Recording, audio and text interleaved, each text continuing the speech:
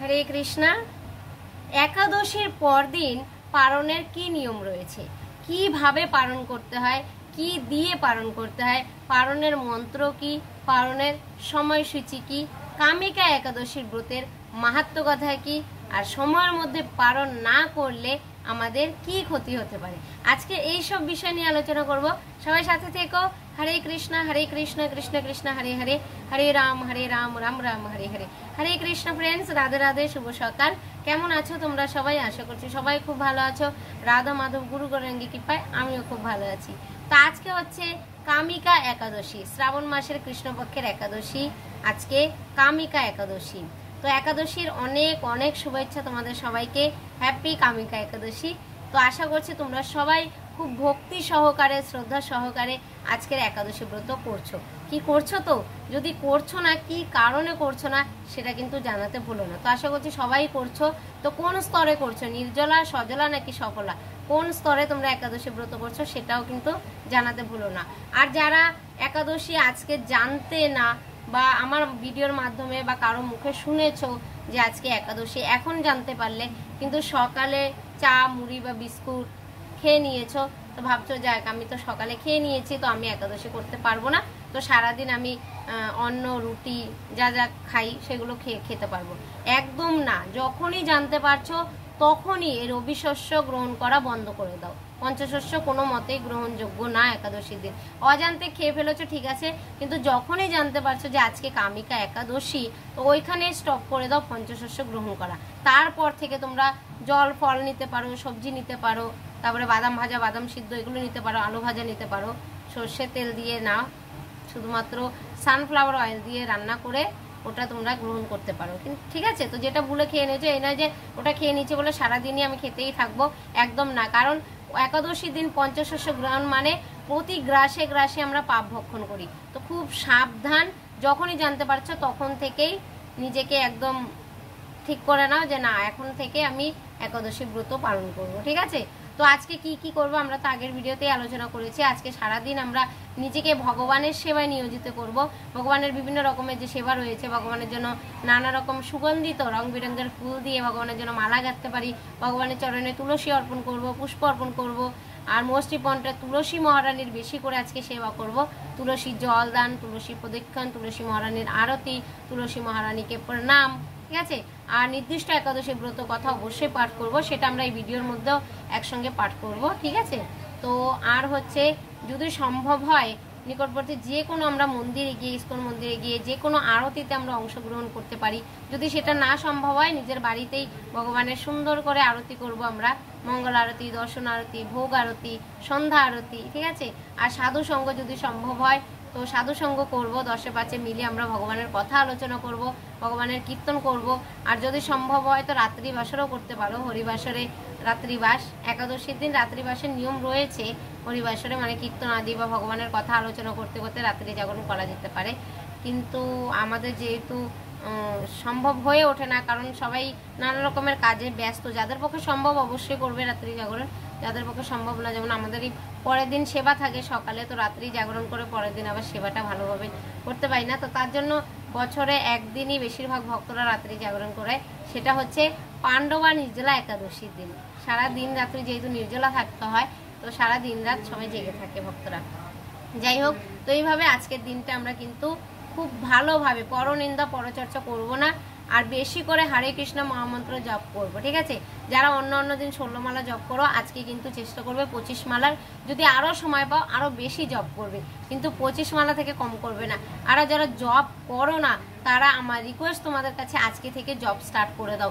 যদি ভাবছো যে জপ ব্যাগ নেই, জপমালা নেই, কীভাবে জপ করব, তো কর গুনে গুনে জপ করতে পারো। হরে কৃষ্ণ মহামন্ত্র একবার বলে 1 কর গুনলে 2 কর, যতটা সম্ভব জপ করো, কারণ জপ করতেই হবে। হরে কৃষ্ণ মহামন্ত্র জপ ছাড়া কিন্তু কলিযুগের বদ্ধ জীব যে আমরা, আমাদের উদ্ধারের কিন্তু কোনো উপায় নেই।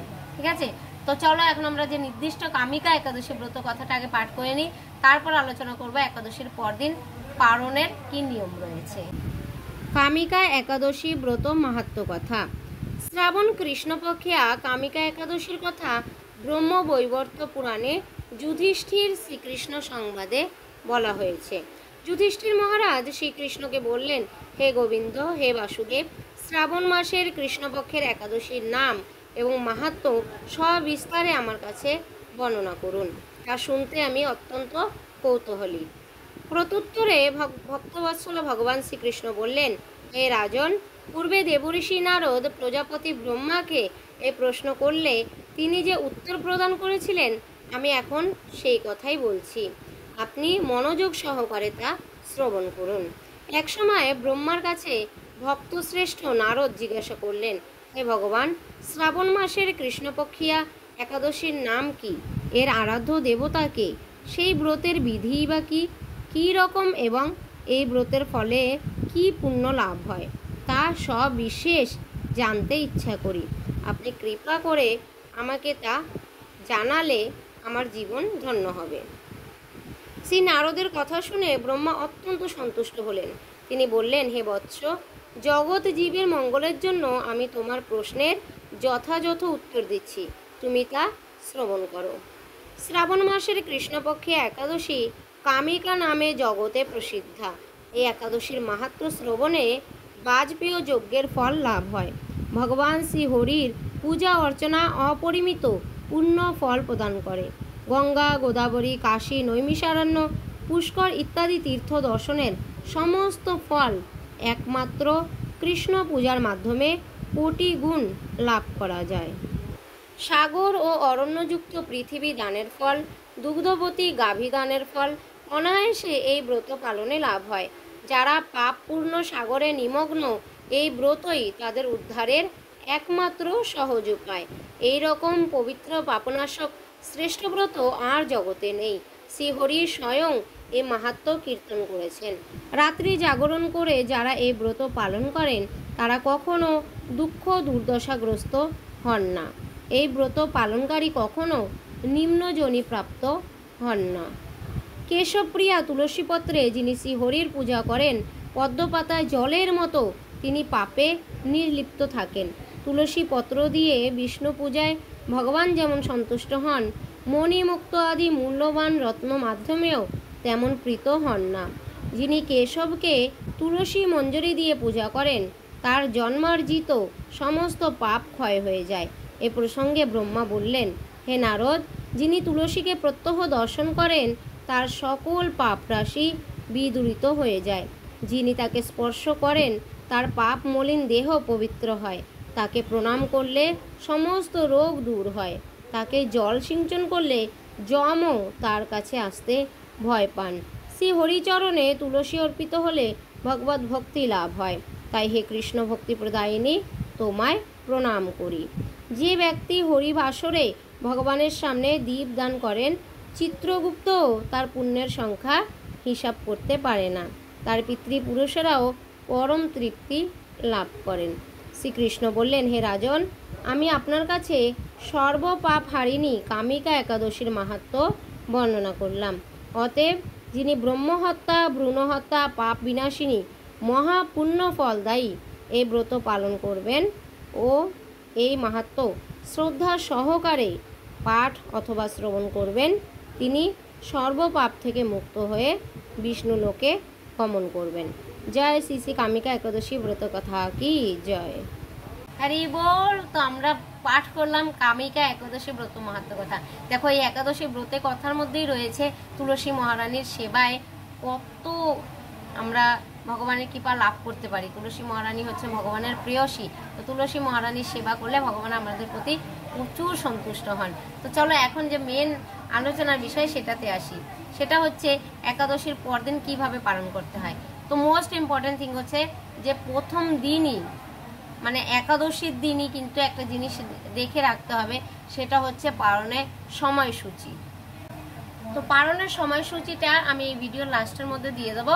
তো তোমরা যে যেখানে থেকে একাদশী করছো সেই স্থান অনুযায়ী স্ক্রিনশট নিয়ে রাখবে। এটা কিন্তু আজকেই দেখে রাখবে, কারণ অনেক সময় কি হয়, অনেক কম সময় থাকে পালনের সময়টা। তো ওই টাইমটা দেখা গেল আমাদের মঙ্গল আরতি করতে করতে পালনের সময় বেরিয়ে গেল, তারপর পালন করছি। তো সময়ের মধ্যে পালন না করলে কিন্তু আমরা একাদশী ব্রতটা যে করছি সেই ব্রতের সমস্ত ফলটা কিন্তু পাই না। তার জন্যই বলছি যে আজকেই দেখে রাখবে যে যেখানে থেকে একাদশী করছো, ঠিক আছে? এই নয় যে আমি বাঙালি তো আমি মুম্বাই বসে একাদশী করছি, তো আমি কলকাতার সময় অনুযায়ী পালন করবো। একদম না, যে স্থানে রয়েছো, প্রেজেন্ট রয়েছো, যেখানে বসে একাদশী ব্রত করছো, সেই সময় অনুযায়ী কিন্তু পালন করবে। আর সময়সূচি কিন্তু বিভিন্ন জায়গার বিভিন্ন টাইম থাকে। কলকাতায় দেখা গেলো 6টা থেকে 7টা, মুম্বাইতে আবার 8টা থেকে 9টা, এরকম সময় থাকতে পারে। ঠিক আছে, সময় আলাদা থাকে।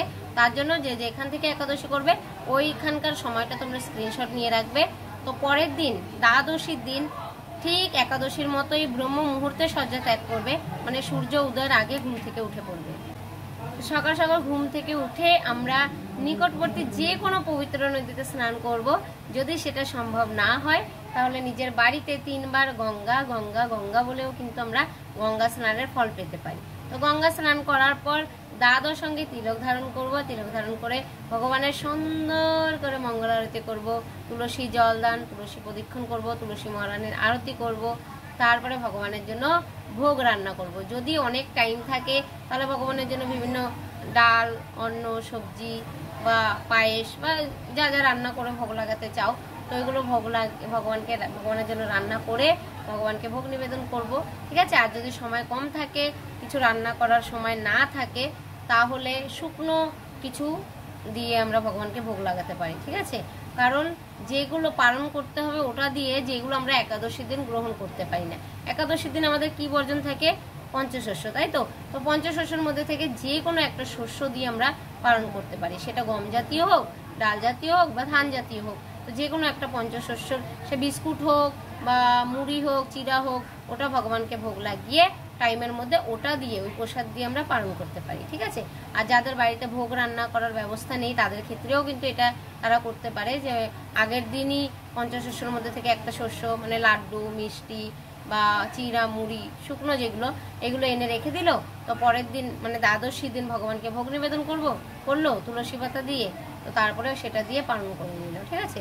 তো পালনের মন্ত্র রয়েছে ওম অজ্ঞানতিমিরান্ধস্য ব্রতে নানেব কেশব প্রসিদ্ধ সম্মুখনাথ জ্ঞান দৃষ্টিপ্রদ ভব। এটা 3 বার বলে তারপরে যে মহাপ্রসাদ গ্রহণের মন্ত্র, যেটা আমরা প্রতিদিন ভগবানের মহাপ্রসাদ গ্রহণ করার সময় বলি, সেই মন্ত্রটা বলবে মহাপ্রসাদে গোবিন্দে।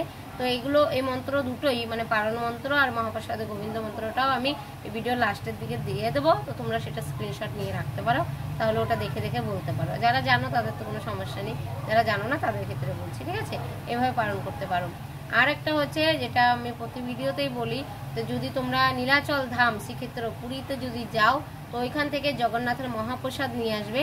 বেশি কস্টলিও না, 15 থেকে 20 টাকা নেয়। গোলাপি রঙের বালিশ পাওয়া যায়, জগন্নাথের মহাপ্রসাদ চাল, শুকনো প্রসাদটা পাওয়া যায়। তো সেটা এনে তোমরা বছরকে বছর ওটা ক্যারি করে রাখতে পারো। শুধু বর্ষাকালে একটু রোদ দিলেই শুকনো মহাপ্রসাদটা রাখা যায়। তো ওটা ক্যারি করতেও সুবিধা, আর কোনো অসুবিধাও হয় না যে এক জায়গায় যাচ্ছি, আমি অফিসে যাচ্ছি কি কোথাও অন্য জায়গায় যাচ্ছি, রাস্তায় আমাকে পালন করতে হবে, বাসে রয়েছে, ট্রেনে রয়েছে, 2 দানা বের করলাম, পালন মন্ত্র বললাম, পালন করে নিলাম। এটা ইজি হয়। যাদের বাড়িতে ভগবানের জন্য ভোগ রান্না করার ব্যবস্থা নেই, তো তাদের ক্ষেত্রেও কিন্তু এটা খুব সুবিধাজনক, তাই না। তো এইভাবে তোমরা পালন করতে পারো। তো চলো এখন আমরা পালনের সময়সূচি আর পালনের মন্ত্র আর মহাপ্রসাদ গ্রহণের মন্ত্রগুলো জেনে নেব। তো আজকের ভিডিও এখানেই শেষ করছি। সবাই ভালো থাকবে, সুস্থ থাকবে, কৃষ্ণ ভাবনাময় থাকবে। আর ভিডিওটি কেমন লাগলো জানাতে ভুলো না। ভালো লাগলে লাইক, শেয়ার, কমেন্ট করে পাশে থেকো। হরে কৃষ্ণ কৃষ্ণ কৃষ্ণ হরে হরে, হরে রাম রাম রাম হরে হরে। চ্যান্ট হরে কৃষ্ণ মহামন্ত্র অ্যান্ড বি হ্যাপি। দেখা হচ্ছে পরের নেক্সট ভিডিওতে। হরে কৃষ্ণ, রাধে রাধে।